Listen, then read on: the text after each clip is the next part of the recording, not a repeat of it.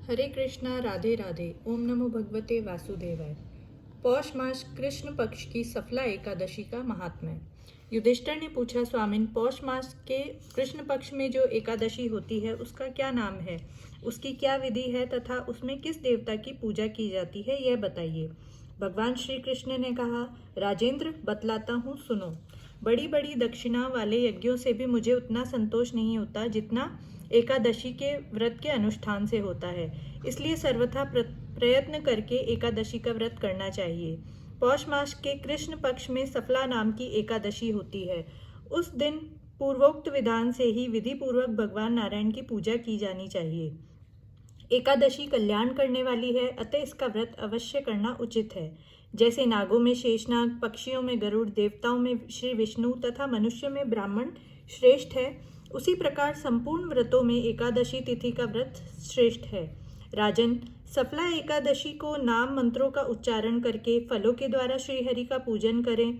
नारियल के फल, सुपारी, बिजौरा नींबू, जमीरा नींबू, अनार, सुंदर आंवला, लौंग, बेर तथा विशेषतः आम के फलों से देवेश्वर की श्रीहरि की पूजा करनी चाहिए।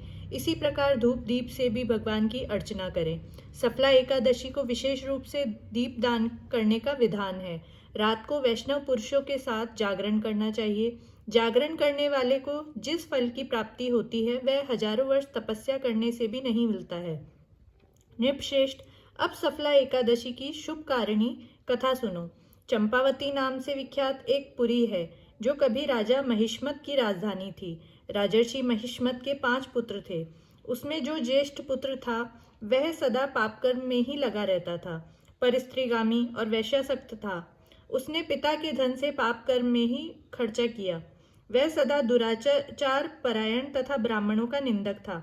वैष्णवों और देवताओं की भी हमेशा निंदा किया करता था। अपने पुत्र को ऐसा पापाचारी देखकर राजा महिष्मत ने राजकुमारों में उसका नाम लुम्बक रख दिया। फिर पिता और भाइयों ने मिलकर उसे राज्य से बाहर निकाल दिया। लुम्बक उस नगर से निकलकर गहन वन में चला गया। वहीं रहकर उस पापी ने प्राय समूचे नगर का धन लूट लिया। एक दिन जब वह चोरी करने के लिए नगर में आया तो रात में पहरा देने वाले सिपाहियों ने उसे पकड़ लिया। किंतु जब उसने अपने को राजा महिष्मत का पुत्र बतलाया तो सिपाहियों ने उसे छोड़ दिया। फिर वह पापी वन में लौट आया और प्रतिदिन मांस तथा वृक्षों के फल खाकर जीवन निर्वाह करने लगा। उस दुष्ट का विश्राम स्थान पीपल वृक्ष के निकट था।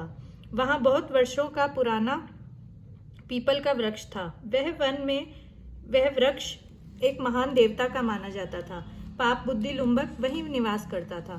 बहुत दिनों के पश्चात एक दिन किसी संचित पुण्य के प्रभाव से उसके द्वारा एकादशी के व्रत का पालन हो गया।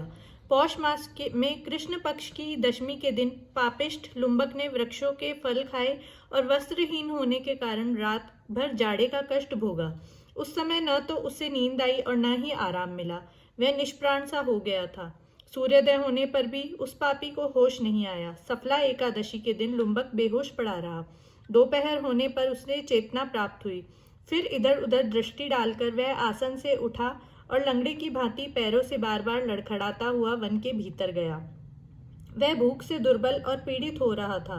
राजन, उस समय लुम्बक बहुत से फल लेकर ज्यों ही विश्राम स्थान पर लौटा त्यों ही सूर्यदेव अस्त हो गए।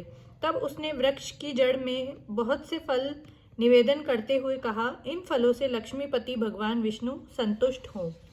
यों कहकर लुम्बक ने रात भर नींद नहीं ली। इस प्रकार अनायास ही उसने इस व्रत का पालन कर लिया। उस समय सहसा आकाशवाणी हुई, राजकुमार, तुमने सफला एकादशी के प्रसाद से राज्य और पुत्र को प्राप्त करोगे।